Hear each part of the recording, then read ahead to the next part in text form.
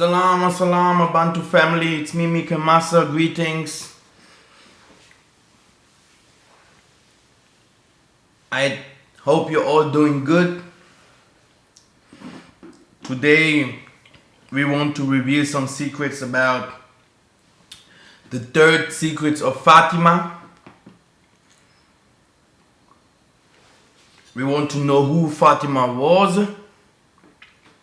And we want to know why the Catholic Church are always coming out with this prophecies that came out of the little girl Fatima. Still today, they try to hide this message. This means this message must be so powerful that the whole world should not know it. We know the Catholic churches are a church that loves secrets, right? And they are the ones that have the most secrets. That's why we want to open now today the book, The Secret That Was Sealed, the third secret about Fatima. Before I start, I want to show you this website. This website is the Bantu Africans website. It's for Bantu Israelites worldwide. Now, here you will find African history. It's very important to know more about the African history. Bantu Israelites. This means if you belong to the Bantu Israelites, then you will find here your references: Bantu music, Bantu language. This means you will find everything what is important for Bantu language, the Congo, Kosa, and all these languages. You will find the so-called Hebrew language and the Bantu language. You will see how similar they are and what is the true language and etc. You will find it here. You will find big prophecies over here. You will find the shop to buy herbs, to buy medicine, to buy food, because we are coming now with our food. Our food is very important. Here you will find things about me, and here you can help me if you like. If you see the page is really helping you with informations and you want to help your brother, you can donate over there. As you can see, it's a Mikhael Massa page. Here you will find, let us put this photo here. This is like how the website looks like. Then you have here, this is like the crown that of the sobas of the kings in Angola, that has 12 stones, and here 6-point star. So this still today this crown exists. Then you have here the English part, what it says, every information about the crown, and you have also the Portuguese part down here. And as well you will find here a lot of other information about this page. And as you can see here, you will find all kinds of informations that you need. Okay, it's a nice website. I'm working on it. The most things are not inside now, but I'm working on it daily. If I have a little 30 minutes, then I do it. Now, let's go back to the secrets of Fatima. Before I start, let us listen to a little bit of music here. This is King David's Spirit.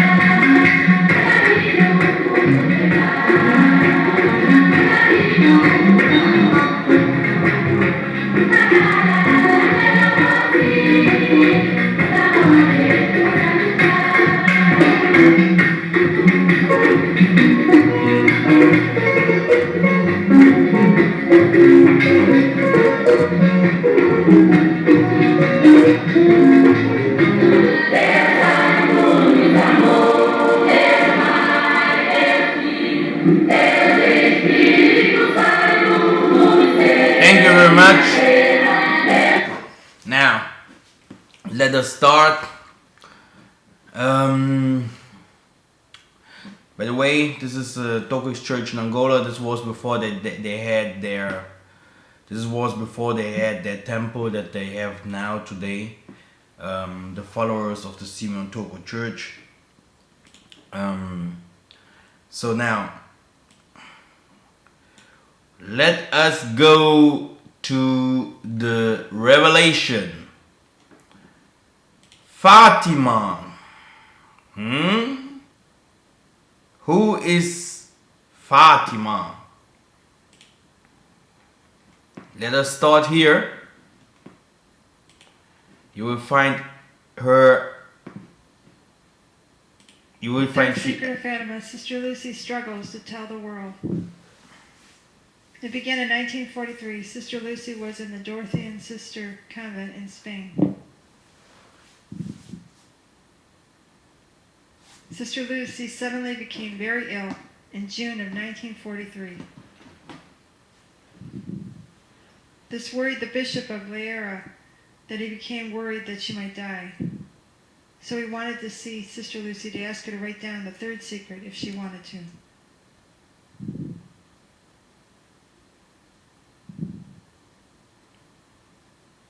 He went on September 15, 1943, on the feast of Our Lady of Sorrows to ask Sister Lucy.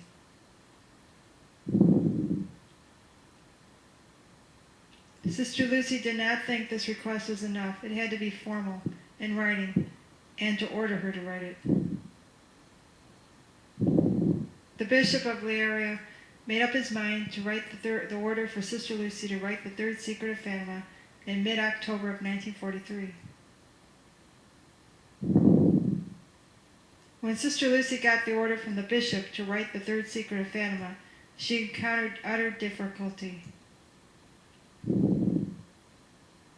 Sister Lucy experienced terrible anguish every time she sat down to write the third secret of Fatima. This happened for 3 months. Sister Lucy told the Bishop of Leira that She could not obey the order, as every time she tried to write it, the anguish became more unbearable. Sister Lucy was obviously being attacked by Satan, who was aware of the importance of the third secret of Fatima and the effect it would have on all the world. Our Lady appeared on January 9th. Our Lady confirmed to Sister Lucy that it was God's will that the secret of Fatima, the third secret, be written down. Our Lady told Sister Lucy that she would give her the strength to do it.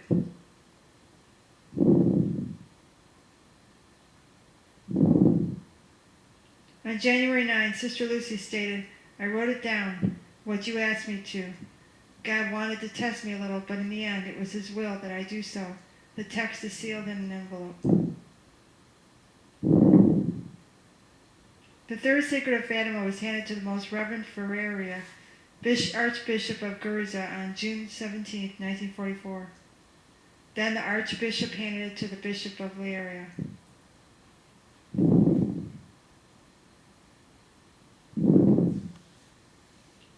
The Bishop of Leiria made it clear that the third secret of Fatima must be read by 1960 or upon Sister Lucy's death, whichever comes first.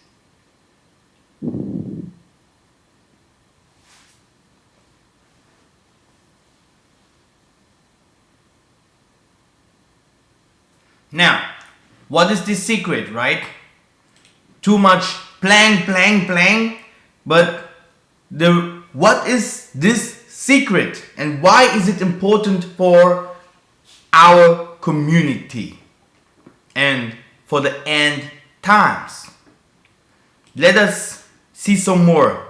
This is Catholic Church. This is that what they believe, and this is that what they have written about Fatima, also called Lucy, right? Now, if we go here, a terrible secret. Francisco and Jacinta, then aged 9 and 7, and their 10-year-old cousin, Lucia, reported having seen the Virgin Mary for the first time on March 13, 1917, when she appeared to them while they were grazing their sheep. On one of the 5 more operations, on July 13, she reportedly confided 3 secrets in them, foretelling apocalyptic visions of hell, war, communism, and death of Pope. The 2 Bantu siblings died 2 years after the visions during the Spanish flu pandemic in Europe. Lucia, who became a nun, died recently in 2005. She's being considered for possibly beatification, but the process could only start 5 years after her death and has yet to be cancelled. The third of the secrets allegedly imparted to the children by the Madonna, which were written down by Lucia, was kept in a sealed envelope in the Vatican for decades. The vision reported was so unsettling to the Catholic Church that no pope dared to reveal it for a long time, until St. John Paul II officially disclosed it at the Mass to beatify the Bantu siblings in 2000. Now, we are going to our secrets. We do not want these people to explain us their vision and their interpretation, their lies of the third secrets. Because if you see here, they have tons of lies. They have tons of interpretation of the revelation of these women. And still today, they are creating videos about it because this secret is a bomb. Now we will find this secret here. Here, this is very important for us. Let us zoom.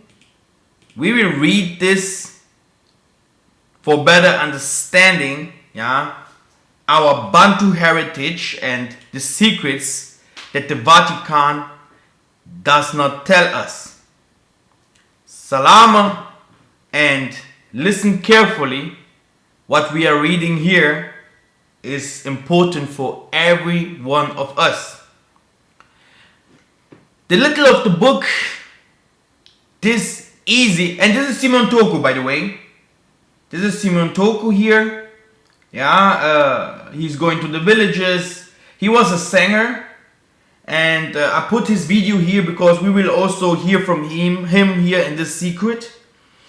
And you should know that the Jehovah Wickedness and the Mormons, and there was always fighting that Simon Toku turns one of him.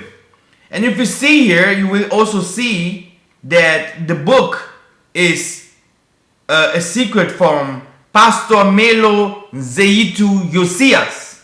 He was he had a lot of problems, because Simon Toku already in this time, the popes was coming to him they wanted to know who he is, because he was fighting the government.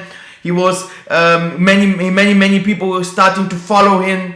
He went into the Congo and he fought the Belgium to go out of Congo. The angels came down as like little mans. They starting throwing cars, they starting throwing houses, after the Belgium. And it was not even 1 week later, the Belgium left Congo. And this third secret here, has also something to do with, had also something to do with the prophets that came in Africa. And that's why it is a secret. It is a big secret. Now, the book was meant to be available on 13 May 2001, commemorating the first of 6 visits of the Lady Fatima, Portugal, who appeared on that date, 1917. She was visible to the 3 shepherds' children who repeated her words to the world, yet was invisible to the crowds of thousands who were drawn to come to see her. The lady made astonishing predictions. Her 2 sets of predictions made in 1917 about events of the coming decades proved true. Among other things, she predicted the fall of Russia to communism, the end of the First World War, and the coming of the Second World War. There was a third secret, however, which the lady instructed Lucia dos Santos to reveal only after 1960, after certain events had passed, which would have made it more understandable. It was read to Pope John the 13th in February 1960. When he heard it, he fainted death to the floor. When John the 23 arose, he ordered the third secret sealed up in a vault forever. Now, are we in the end times? Are we at the hour in which Isaiah has already turned and gone? It would seem that appearance of men acclaimed to be God incarnate have increased greatly in the past century. Many children born after World War II abandoned their families, religion, and took up vaccination with Hindu Baba or another during adult saints. Let's say during their truth seeker years. Some still follow their chosen Baba, regarding him as God himself clothed in flesh and blood and teachings. Few seem to have realized that the various titles of these Eastern God-men from Baba downward are conventions of Hinduism. They correspond to the same kinds of hierarchical titlings of Western religious personal from Pope downward. Both words mean father. Perhaps comparing these things would have made the new religious adventures seem less exotic, and therefore, not knowing the traditional lay of things, religious, potentially more spiritual to youth, disillusioned and bored by what continues on Bantu Western stupors. Few seems to have realized that the various titles of the Eastern God-man from Baba downward are conventions of Hinduism. They correspond to the kinds of hierarchical titlings of Western religion personally from Pope downward. Both words meant, officially, and Catholic priest or Monsignor or bishop or cardinal is a representative of God on earth, each of more extolled degree, the same as attributed to referred gurus whose photographs are surrounded by burning incense. What makes the idea less true for one than the other? The idea of godness, more particular to such men east or west, is most often a projection of the devotee who has yet to even speculate on the source of his own willing projections.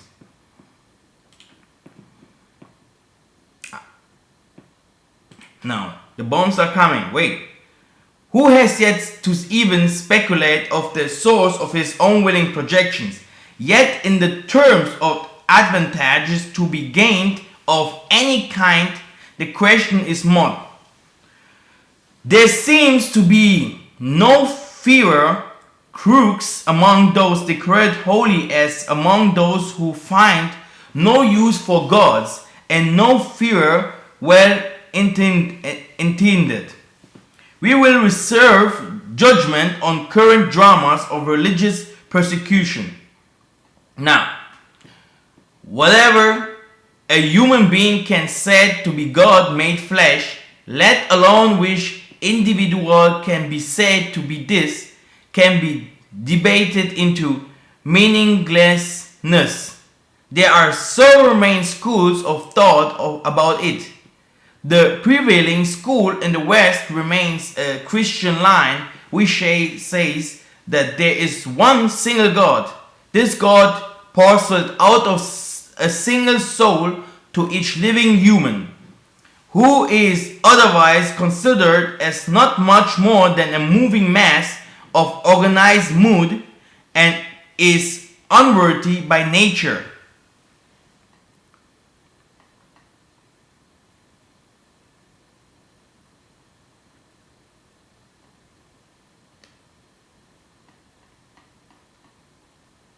Now, all are represented before Yah the Father by a single non-physical individual named Isaiah, a man who healed sick people, raised others from the death, performed other fantastic wonders, and saying then was murdered in routine public ceremony at the behest of an unrecognizing, unappreciative public. This God is not finished with this unappreciative public at an unknown hour. He will take all the souls he pursued out of the dump, then into a lake of fire for all eternity. Only those for whom Christ has interceded will be allowed to live on eternity, to live in a city where streets are paved with gold, and to bow up and down in worship of this one God forever. One wonders whether his back will ever tire of the exercise. Now, as whimsically as I've put it, this is the prevailing, if fading stream of belief about who and what a God is among Catholic and Protestant churches. It is the drama, essentially, that captured the imaginations of Western peoples for centuries. Spontaneous enthusiasm for this story has been dwindling to the point that some Americans believe that enthusiasm needs to be enforced. Political machinations surrounding our alcoholic president George W. Bush are currently attempting to squeeze this tale into the shape of an official state religion through fiduciary activity at taxpayer expense. Another school thought currently rising, if not having had popularity in some ancient time, inherent in a few words of the New Testament, is exposed by some of the notable 20th century Indian Babas. The Hindu versions of this idea have been distilled further from their Vedic origins by different New Age or Maverick churches in the West, or combined with biblical ideations. This school says that all persons are themselves gods. Yet due to our egoism or ignorance or sinful natures, only the sparest few among our present billions can sense this divinity within ourselves. Those few who are said to have become God realized, who made themselves known to the public as for divine purposes and mission, seems to attract material fortunes from a public that is either inexpressibly grateful or is too gullible. Although some Hindu religions branches speaks of 5 ascended masters who live invisibly on our planet, there are many quite visible gurus or proclaimed avatars around whom devotees have formed particularly organizations of high material worth. Monies are collectors, and particular social advantages, such as political contributions, keep the organization going while their intents are to enlighten masses whom we must assume are endoctrined without them.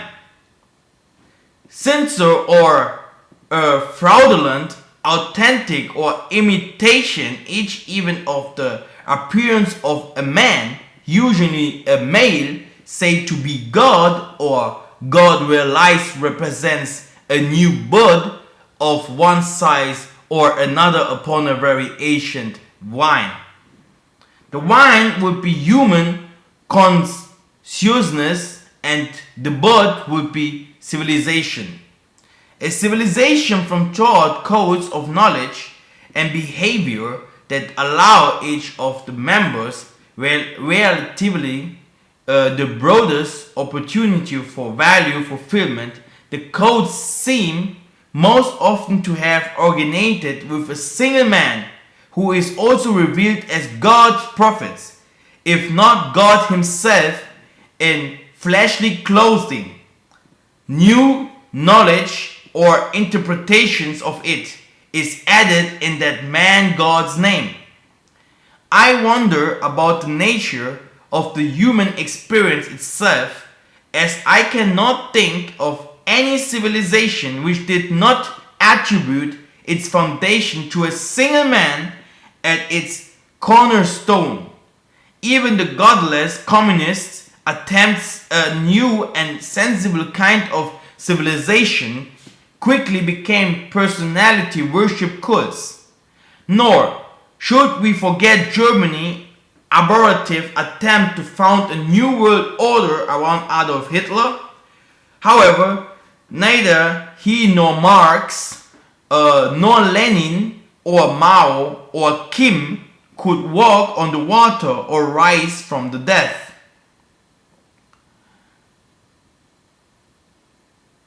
Christianity or religion has come closer to uniting the people of the entire world. The emergence of avatars in Africa in the 20th century maintained a continuity with the ancient prophecies found in the Bible. The third secret cites biblical passages that makes a case that Simon Toko was Christ returned. At least, different Christian ministries who considered the interpretation did not scorn their logic. The following is an excerpt I have culled from the book. Some of the writing has been altered so as not to confuse the reader who will be reading this out of its context. Simon Toko was born on February 24, 1919 in the northern village in Angola. The Safon of Psalms 48 and 3 potentiously names Zanimbanza Zulumongo, the village of the celestial mountain. A newborn emerged from his mother's womb into a very hostile environment. For almost 50 years, from 1872 to 1921, this region suffered natural disasters. You have to know there is a difference between the Angola kingdom that was in the south and the Congo kingdom that was in the north. If the brothers and sisters come with me this year to Angola, I am from the north. The north is hated by the south. The south is supported by Americas, etc.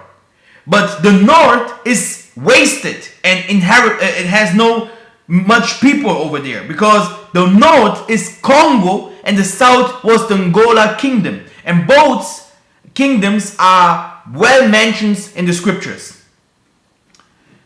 The northern Angola and the southern regions of French and Belgian Congos were devastated. The resultant famines killed thousands, so that too were thousands of deaths brought by smallpox, typhoid, sleeping sickness, malaria, and others. These different plagues represent the fulfillment of biblical predictions. None but a few people inspired by the words of Lord recognized this. And the dragon stood before, which was ready to deliver it, to devour her child as soon as it was born. The baby Simon Toko was born mere inches from sickness and famine, and plague and death, and many leagues from safety. There was not much reason for a baby to want to live, and much against it.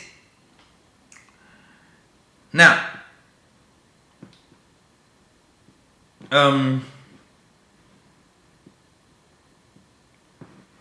then infant Toko caught smallpox. He was also badly affected by it, that villagers thought the hand of the Almighty Father alone saved his life. He was left in the unpleasant marring of smallpox scars of his face compared this prophecy. As many were astonished at thee, his visage was so marred more than any man, and his form more than the sons of men. Now, not long after Simeon's birth, a missionary and a Baptist missionary, socialist based in Angola, had a dream. He dreamed that the great king had been born in the regions under his ministry. He decided to go looking for this baby.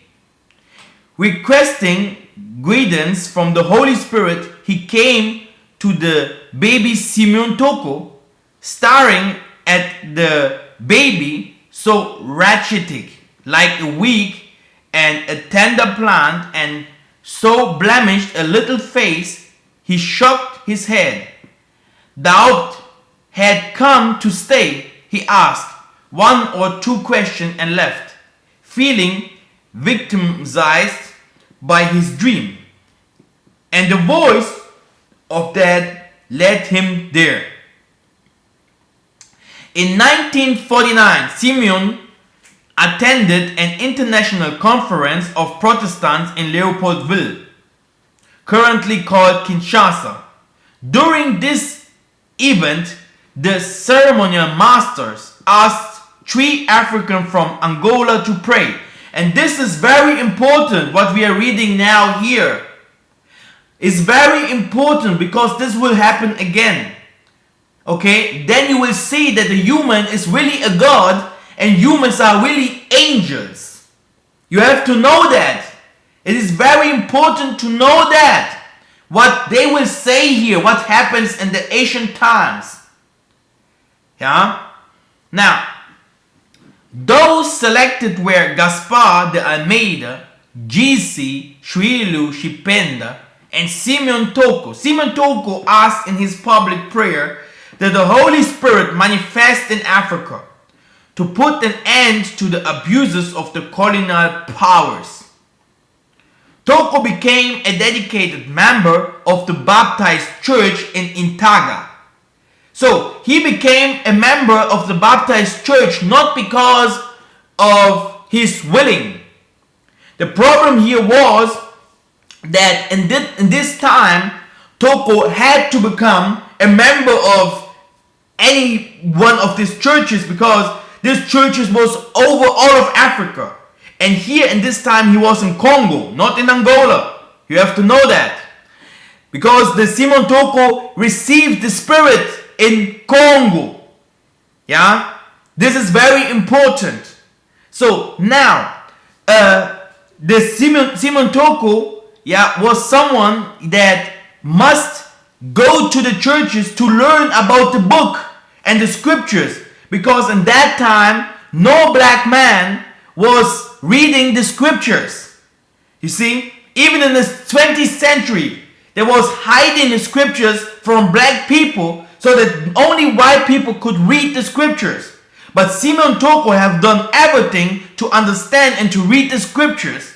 And even in the time he was in jail, people like Jehovah's Witness came into the jail and was attacking Simeon Toko to become a Jehovah's Witness. That's why you will always find in Simeon Toko's preaching Jesus' name or Christians' names, etc. But you will find it only because of the colonial times. It was the colonial times. It was the colonial times. That's why you will find this kind of things. Simeon Toko himself, he has nothing to do with these Christian images or these Christian followers that some of the churches from, because he has not made a church, he has not found a church, the church came later after him. Now, according to his prophecies will, that he came out of him.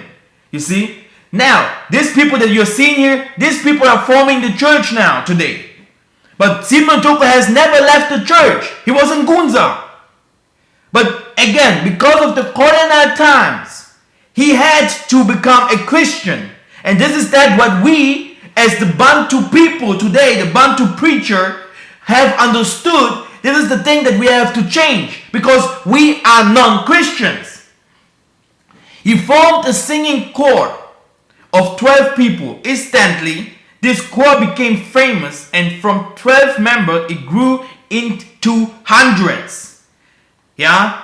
Now, at each of the choir performance with her at their church or while visiting another church, the Holy Ghost manifested with such a power that white missionaries suspected young Toko of possessing black magic powers. Jealously, the missionaries summoned him to abandon his dark practices. He responded to them by saying, "But if we are praying to the same God, how come when I pray and there is a manifestation of the Holy Ghost, you accuse me of sorcery? Is it because I am an African that my prayers couldn't possibly be answered?" See Samuel 1:10-10. Does the Holy Spirit discriminate against Africans too? You see, this mission from Simon Toko, this is the mission that we have to follow. But you will understand all this later. Because we will become one people and we will have a lot of followers. But you will understand all this by one of the video that I will make, a special video to make you to understand how we will unite. And we will build the temple, huh? The missionaries were fed up with him and dedicated to exclude him from the church. Then was meant to happen happened. All of who had joined the church on the inspiration of Simeon's magnificent choir, he was a singer, left the church with him. The question was with her that Simon Toko would abandon these followers or kept them with him. He dedicated to keep them with him, realizing all the same that a very harsh duty awaited him. He decided to pray again to his father, repeating the same prayer he had made 3 years before at the Baptist conference.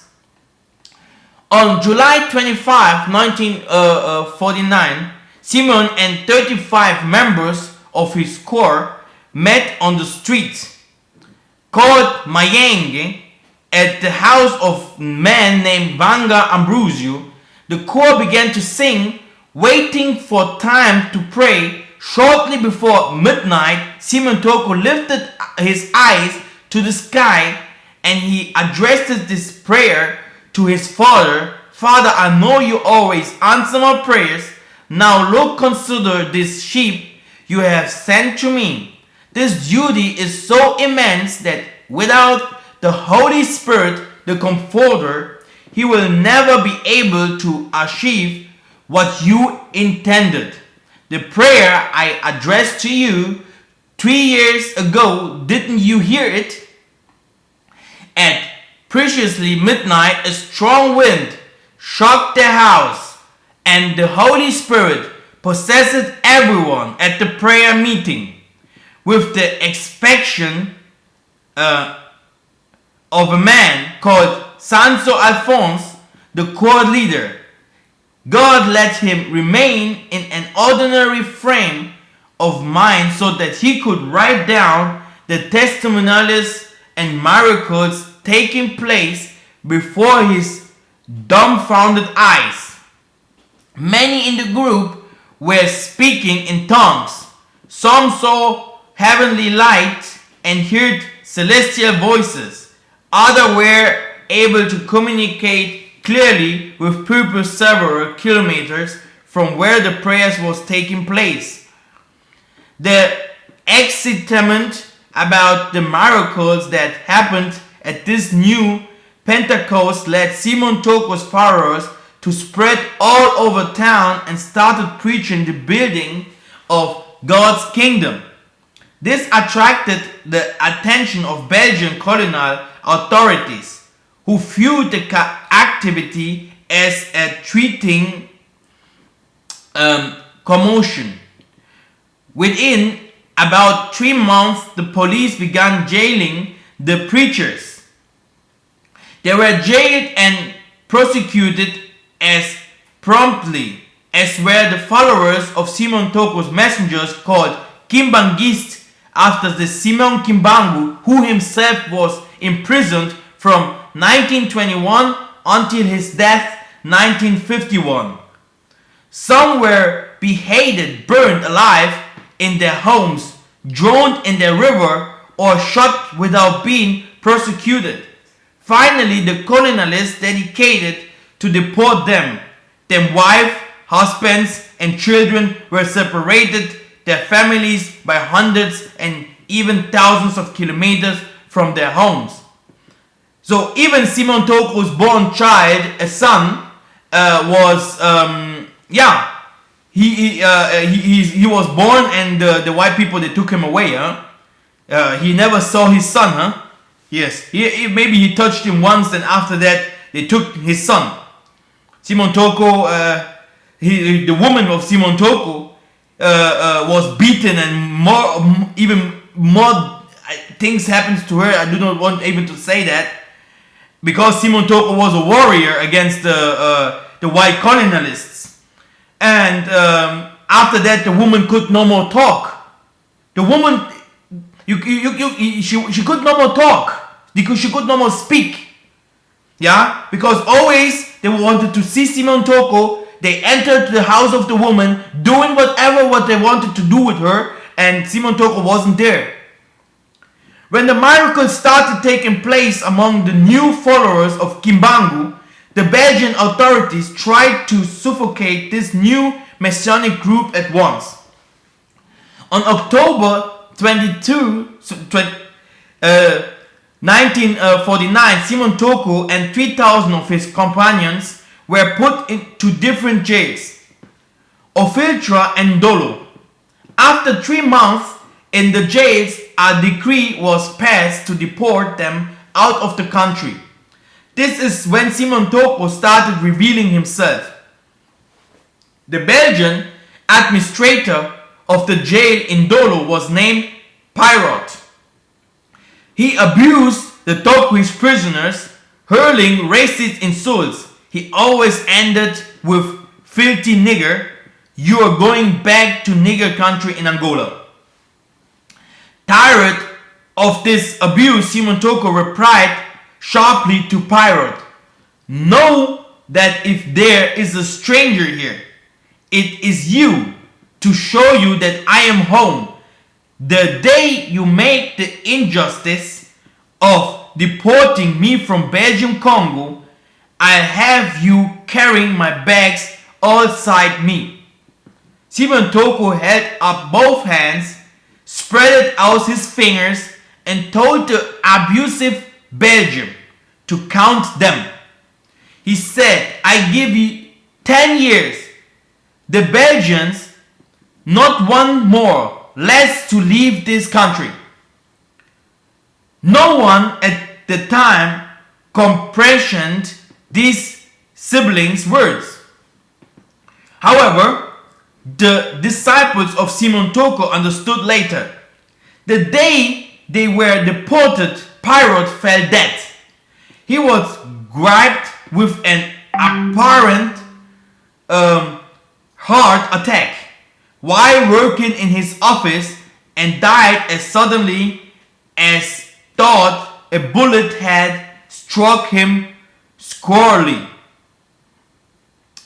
As for the other mysterious statement made by Simon Toko 10 years later in 1960, the Belgians were obliged to leave their rich colony of Congo. "The Almighty has made my mouth like a sharp sword." And this was also the freedom for all Africa. It was not only for Congo, it was the freedom for all Africa. That's why you will not find this kind of avatar in the western part of Africa or in some eastern parts of Africa. You will find it in the Congo.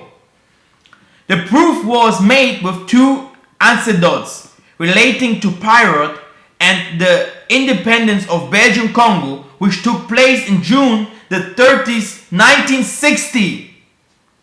This is that. This is not so far away. Many people think, oh, it is so far away that we are independent. No, not really. Exactly as Simon Toko predicated each of his fingers representing 1 year.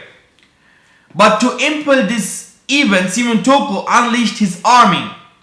This incredible story is very well known throughout Central Africa and will be reported in greater detail in another book.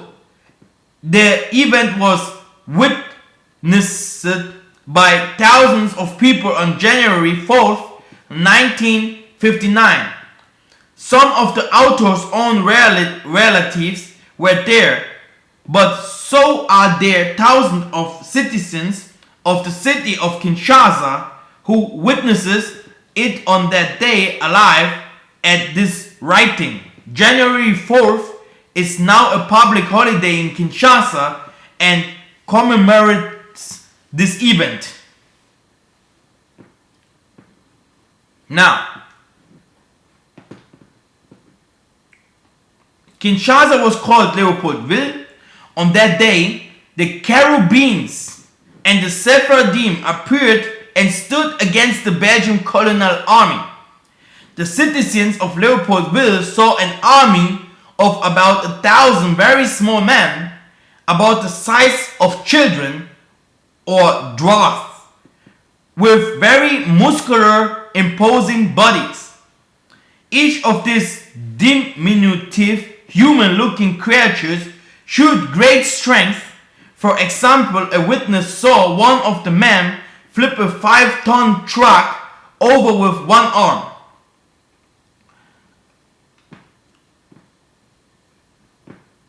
The Belgian soldiers fired at these little angels to no effect. Terrified, the colonial army was thrown into confusion. The little men disappeared as suddenly as they had appeared. 1 year after this amazing mass operation, the Democratic Republic of Congo was a new and independent country. Hallelujah. After being deported and arriving in Angola, the real tribulations of the man of sorrow, acquainted with grief and sufferings, were to start. Never again would Simon Toko rest. His life would be a string of non-stop attempts to kill him to prevent his mission. Let us follow what he experienced from Leopoldville, where he was unjustly incarcerated, and to Angola. While incarcerated in Angola, the Portuguese authorities deported him to the colonate of Val de Loge in the municipality of Bembe, northern Angola. From Bembe to Wabakong. Okay, this is not so now. All of these deportations took place in a 12-year period. Simon Toko's captivity in these prisons and agricultural compounds lasted from 3 months at San da Bandeira to as long as 5 years at Punta Albina. You see here, he was here everywhere in jail and there. The objectives of these deportations were to reduce Simon Toko's influence and dismantle his church. Contrarily, everywhere he and his followers were sent, they indoctrinated even more and more members into belief of what Portuguese called Toquism. In the end, the Portuguese authorities decided to use their last measure, Simon Toko de Lenda. Thus, when he was sent to slavery in the agricultural field in Cocanda in southern Angola, his head was offered for a price. Two Portuguese foremen, excited by reward, decided to take their chance. They put a plan in action to murder Simeon Toko. During a stay in Angola in 1994, we collected the testimony of Pastor Adelino Kanhandi, who was a cook at the Kakonda agriculture compound. He saw what happened.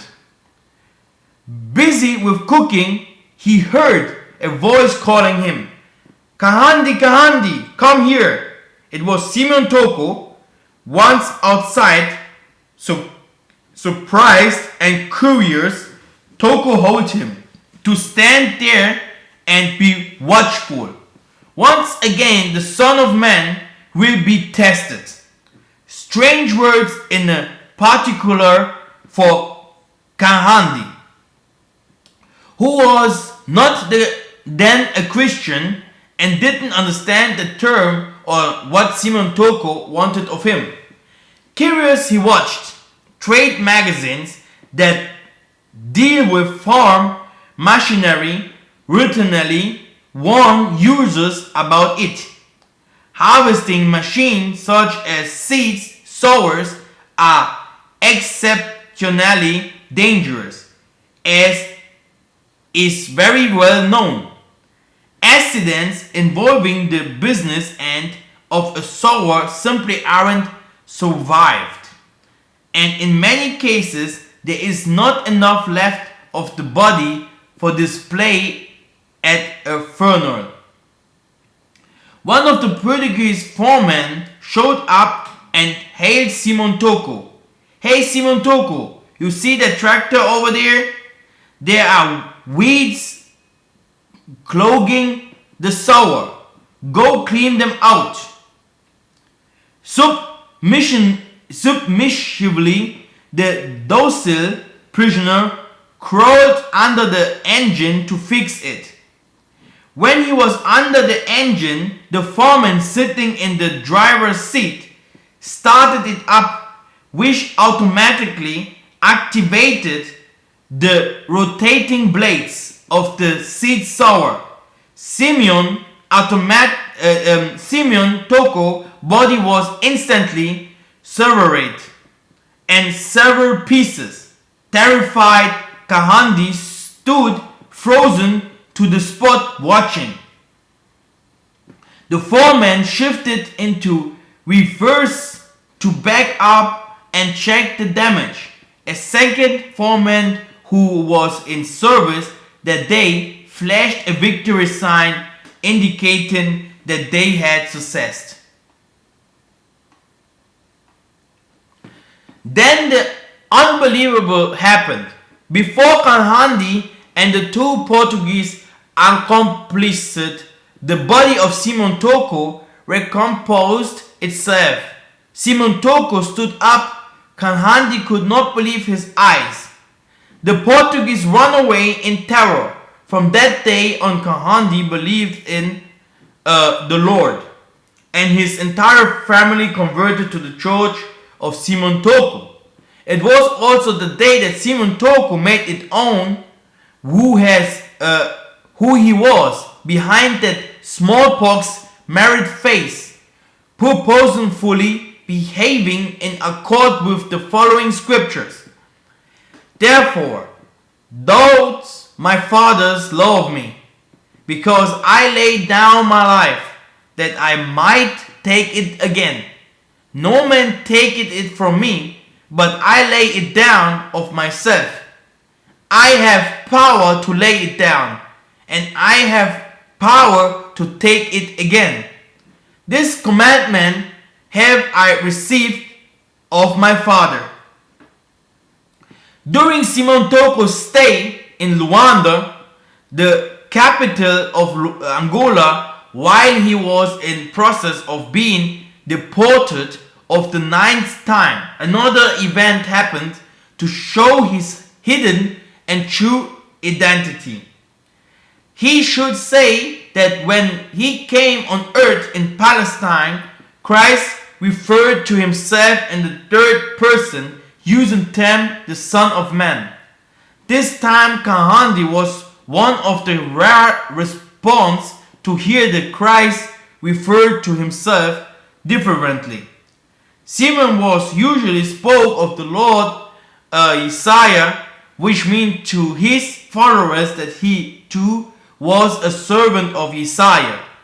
Like everybody else, despite the miracle happening around him, just like a shadow, no one knew who he really was.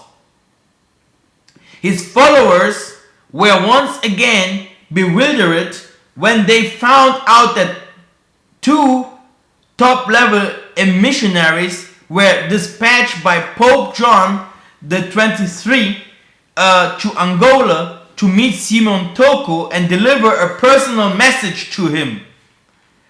One of the missionaries was unfortunate to fall ill with dysentery when he arrived in Luanda and wound up in hospital.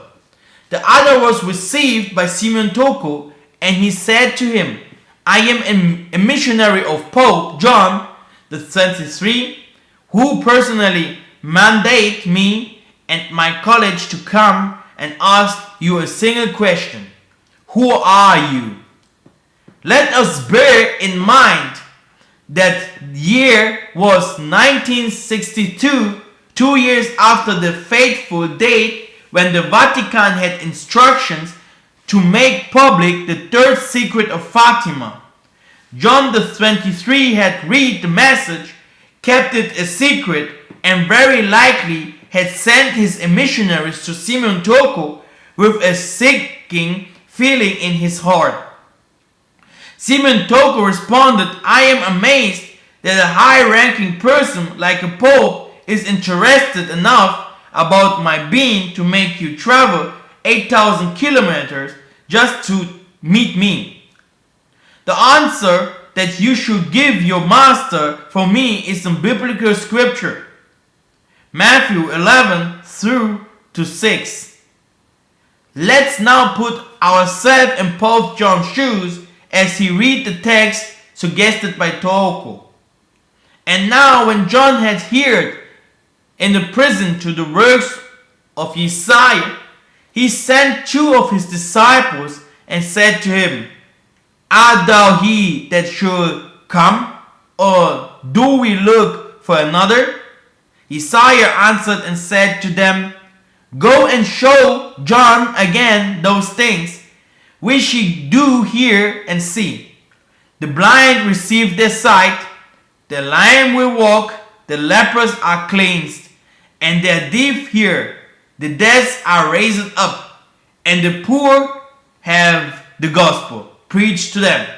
And blessed is he whosoever should not be offended in me.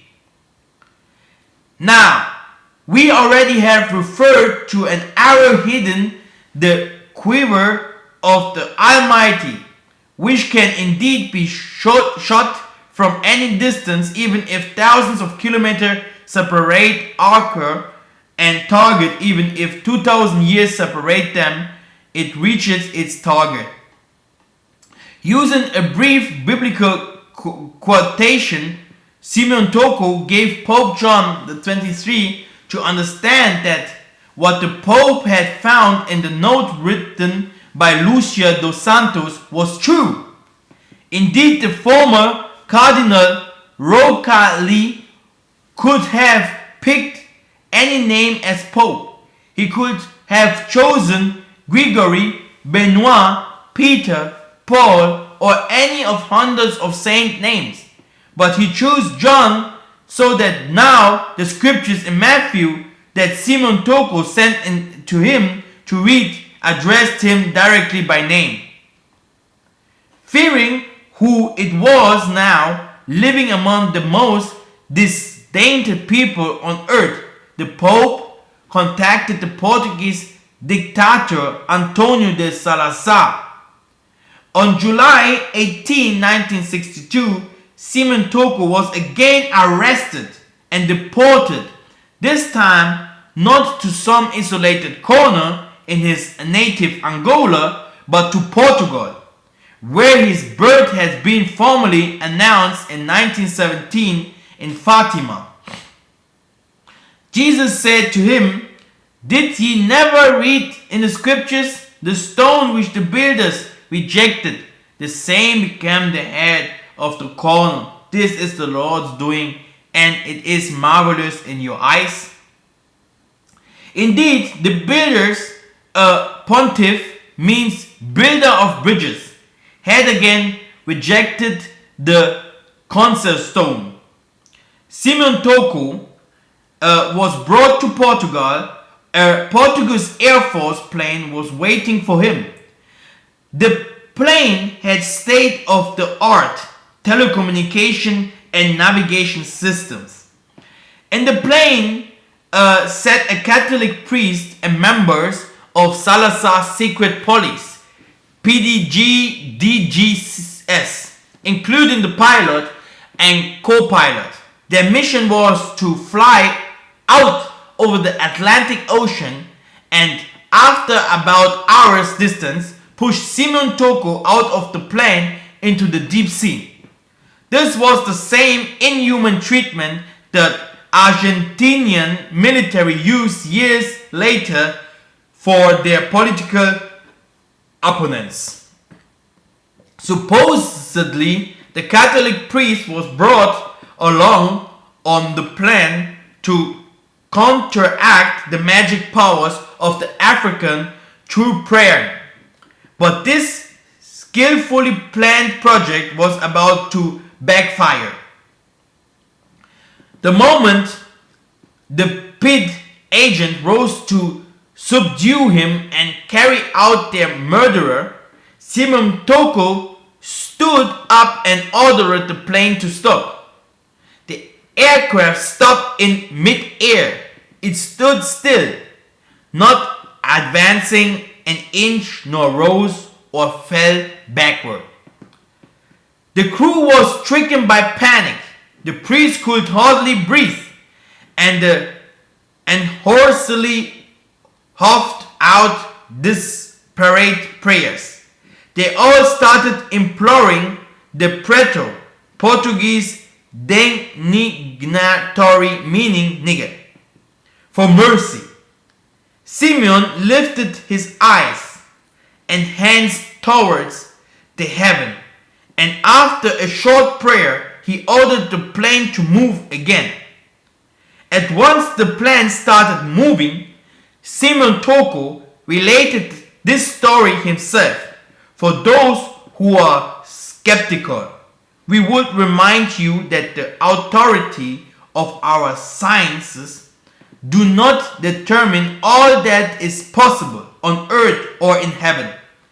This same personality stopped a storm on the sea for a group of terrified fishermen 2,000 years ago. He also walked across the surface of the water and inspired the sun to weave and dance gaily at Fatima. As an exiled political prisoner, Simeon Toko was deprived of all human rights. We will pass for now on the many other murder attempts upon his body during forced stay in Ponta Delgada, now also called the archipelago of the Azores. At a future date, we will publish a record of miracles performed by Simeon Toko, which were seen by eyewitnesses. Since the objective of this book is to expose secrets kept from the spiritually hungry, where here select only a few attempts made against Simeon Toko during his years of imprisonment on Ponta Delgada Island, under the pretense of being a political prisoner. He was assigned the core of maintaining a lighthouse there. Donna Laurinda Saza is a Vate. Yeah, Vate means someone who receives spirits for present days Toko followers. A Vate Ya Vate is a sort of prophetic trance medium. Donna Laurinda experienced the following event as she saw it happens to Tio Simon, so Simon Toko, a nickname meaning Uncle Simon, which he was in exile in Portugal. Simon Toko confirmed the fact of his even later and revealed the physical damage that the doctors has done. Over the years, thousands of people saw this scarring on his chest. You could almost see Toko's heart pounding in his chest through the scar, and among unbearable sight, Donna Laurinda said. I have to show you a photo about that, about his chest, because this is all where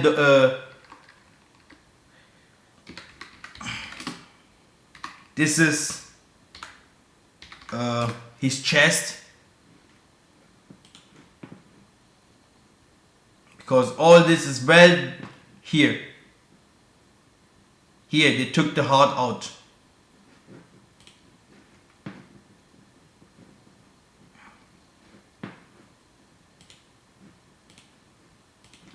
Now, he could almost see Toko's heart pounding in his chest through the scar, an almost unbearable sight, Donna Laurinda said.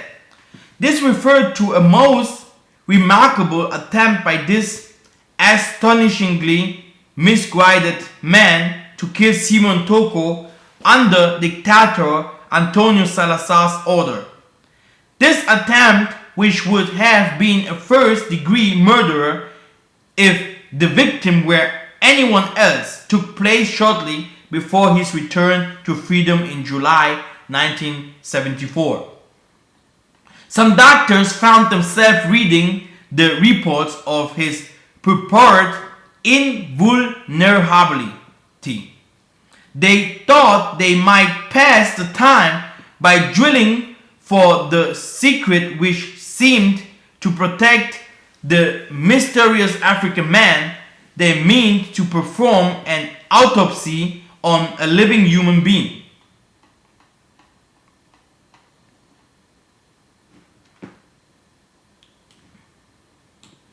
Under the pretext of removing a tumor in his chest, the doctor had Simon Toko taken to hospital.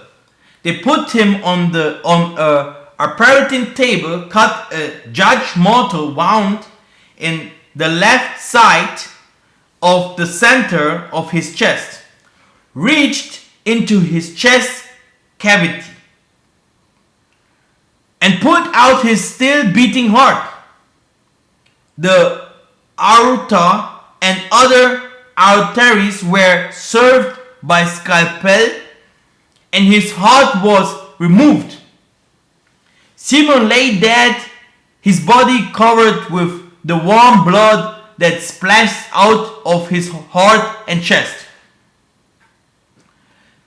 The doctors dumped Simon Toko's heart in a metal pan and took it a laboratory.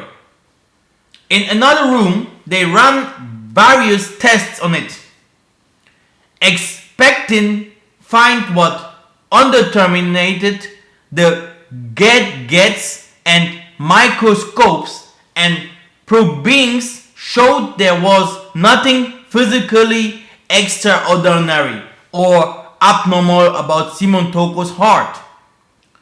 The doctors conclude that this purloined organ would not have been the source of his invulnerability, if it can be said that the man can make conclusions about any such thing.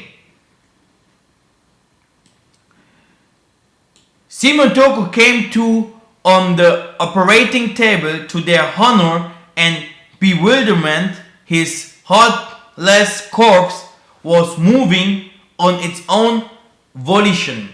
He opened his eyes, sat up and looked at them. The chest wounded by which they had usually murdered him, gaping open. "Why are you persecuting me this way?" he said to them. "Give me back my heart. For now, we will refrain from reporting many other significant events that happened that same day. We can let you know, however, that the exact time his heart was taken from him, he decided to give a finishing blow to Portuguese colonial powers and rule over Angola. Returning to his native country of Angola on August 31, 1974, he was carrying the independence of Angola in his pocket. A year later, on November 11, 1975, the country of Angola gains independence from Portugal.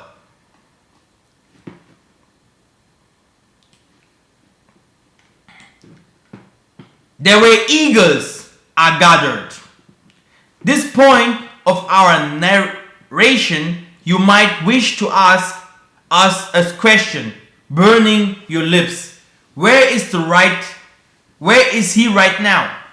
We leave it to the scriptures to talk.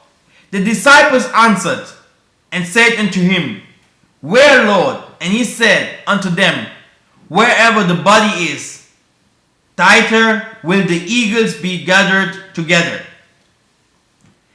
The response of Jesus in Latin was umbicumque, florit corpus, illum cangrabantuntur, something like that. This passage or scriptures gave migraine headashes to a generation of biblics because the actions takes place at the time of the end. B. Jesus speaks here about the body, his physical corpse. C. This body corpse is on a high mountain. Now,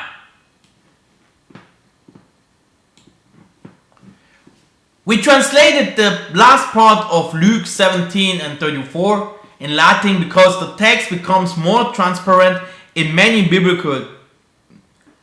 The titles that summarize verses 23-37 of Luke 17 is Jesus announced his second coming.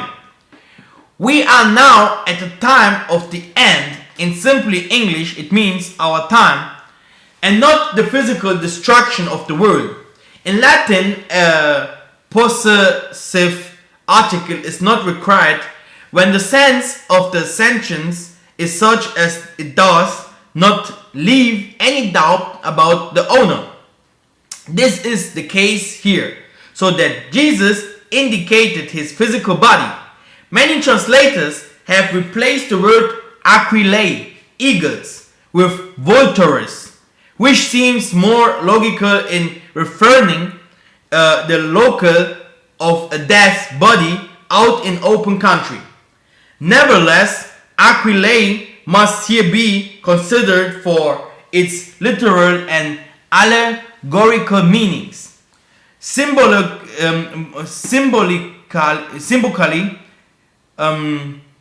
speaking, the eagle designated a high-ranking person, someone in a high place. The sense in which to attribute the context of these words is temporal, but especially spiritual superior rank and authority. Eagles prefer to fly and live at high altitudes and assemble only on high mountains. Here is what O. Dapter wrote, a columnist of the 16th century, at discovering Congo, Diantotela's capital. The town is placed on the most high mountains of the country because from the part of Pinda where we disembarked until we reached Congo, it took us 10 days of walk and continued climbing until we reached the Arfamentiod city, which is inside the province of Peemba. This province is located at the center of the kingdom and is the head of all other provinces and the origin of the ancient kingdoms.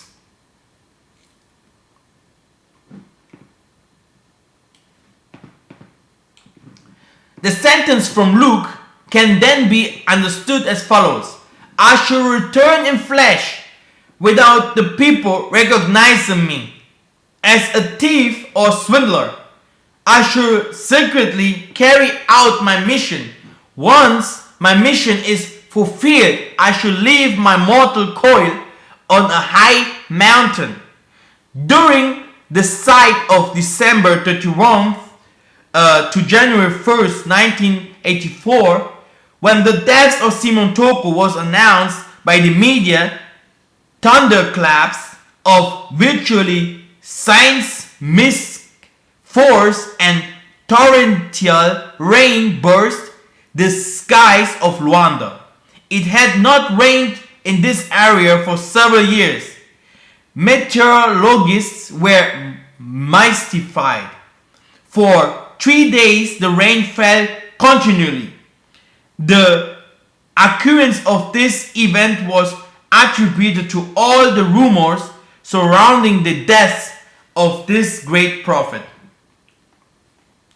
A certain politician was recognized as one of the 1,000 men surrounding Neto, the president of Republic of Angola. He was often called for delicate and confident missions. During the war for independence, the Portuguese, whom he fought during a 14 years war for the liberation of his country, had a good deal to say about him. His name aroused dread and awe.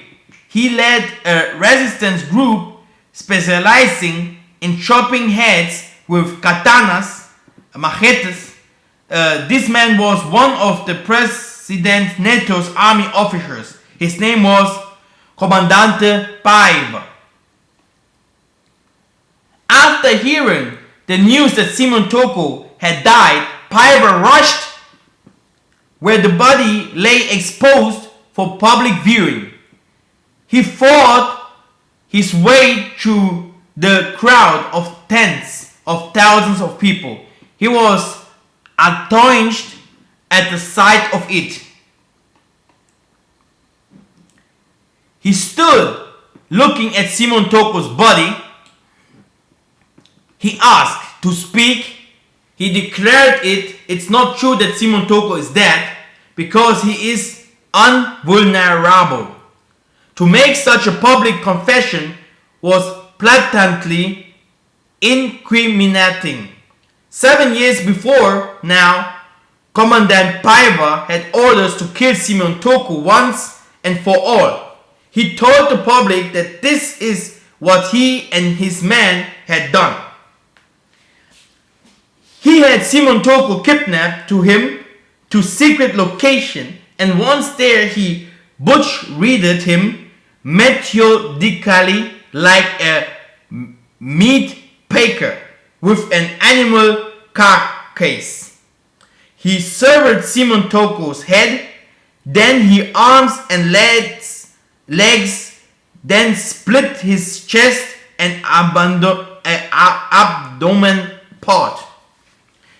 He stuffed the butchered corpse into a large bag, tied the top with a string, and hid it in a certain location. After 3 days, he brought helpers back to get the bag and take it to the ocean to throw it to the sharks. But now the bag had disappeared. The men began to argue about its whereabouts. Suddenly, in the midst of their bickering about who may have moved it, a voice there they described as sounding like the sounds of many waters. Overshadowed their own voice. Who are you looking for? I am here. It was Simon Toko in flesh and bone alive, standing majestically. The man dashed away, shouting, "E o Deus," which means he is God. He is God. Now, there is also a part 2, even a part 3 of it. I will only make part 1, only to show you that why Isaiah was saying, after me, other prophets will come. He make it clear. He said it clear. After me, other prophets will come. If you believe, I am Mikhael Massa. I know who I am. I know who I am. And I know who you are. I know who you are. And if you understood who you are, you will never fear the death. The death is for the people who are dead. He was always saying to us, if you go always there where dead people are, don't go and go there and sitting there and laughing with them. Only dead people follow dead people. You will live forever. This is the truth here. And you can find this here. It calls the emergence of African avatars, the secret of Fatima. There you will find the complete history, the complete story. It's a long story, so you have to be very prepared if you want to listen to all this. It is a big story, and in Africa, almost the most of our people know it. Yeah, in the sub-Saharan Africa, this man has done a big work. He has done a big work. He have because of him, Africa is free today. But many people does not know it. But he also left some truths, and these truths, I can tell you, even the people that have now replaced him does not know these truths. Yeah, he have left the truths for the coming prophets. For the coming prophets. That's why I know Simeon Toko. I told you he cannot die. And I have some truths about Simeon Toko people cannot say. I have some truth about Kimbangu people cannot say. Why? Because these people are turned angels today. You can believe it or not. And these people are watchmen, and they are working for us. They are doing the best for us. Yeah? Believe it or not. And the most of the people and leaders today that came after this Simon Toko, you have to know, they went too far into Christianity by forgetting that him himself, Simon Toko, was fighting against Christianity. You see? And this is also a part of the Kintwadi, yeah, that Kimpa Vita was preaching of. Because all that comes from Kimpa Vita, before that it comes from Christ, from his disciples, apostles, back to Massa the prophet. This is our history. This is our history. Yeah? And that's why the power stood in the Congo. There where I will bring you. You will touch this ground and you will feel like you are an angel. And your life will change. And the most of the people that lives there, they does not even know who they are. Their preachers does not tell them who they are. All these stories, this is the only story what they tell them. Simon Toko was doing miracles. Simon Toko was fighting against the Christians. But why are you following the Christian churches? Why are you practicing the Chechen religions? You see, they do. But the things what Simon Toko was doing and saying, they does not do that. So do you know what they say? They say someone will come and do that. The problem is this someone have also to struggle and to fight that today leaders, because the leaders from today will not open the way for the one who will come to bring the truth to these people. All over sub-Saharan Africa does not know any ones of the truth of our forefathers. They are following Christianity. How can that be? If Simeon Toko himself was against Christianity and he was saying all the things what will happen in this time period where we are now. You see, so this is why I starting to preach the American community 1.5 years ago. I was the first preacher with the Congo truth, coming with this truths here, all of this, to say to our people they have to come back to the promised land. Because you will waken up the people that are in Africa. Like it is written, Judah was scattered among nations, and when they come back, they will be one with Israel. Now, I don't want to say too much.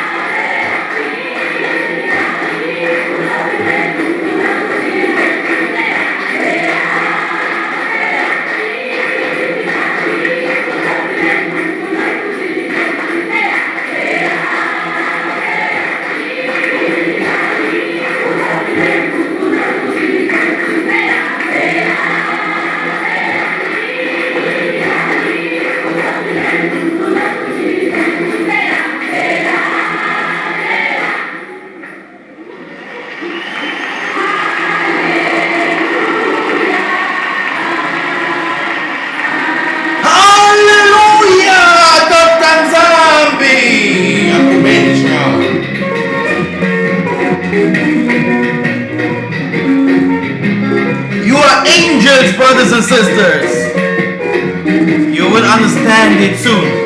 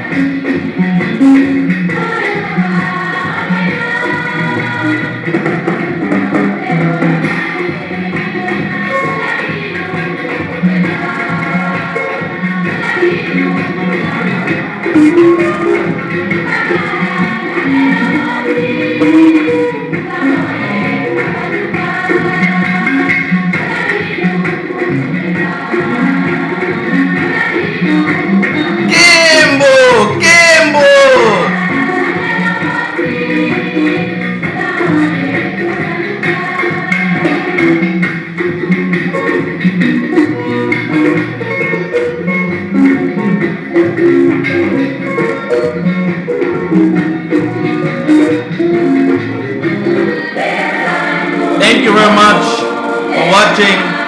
I will see you soon. I will come with new videos. And if you have some question, please ask. It is very important. Thank you very much. Salama. And give me a like to that movie. Thank you very much.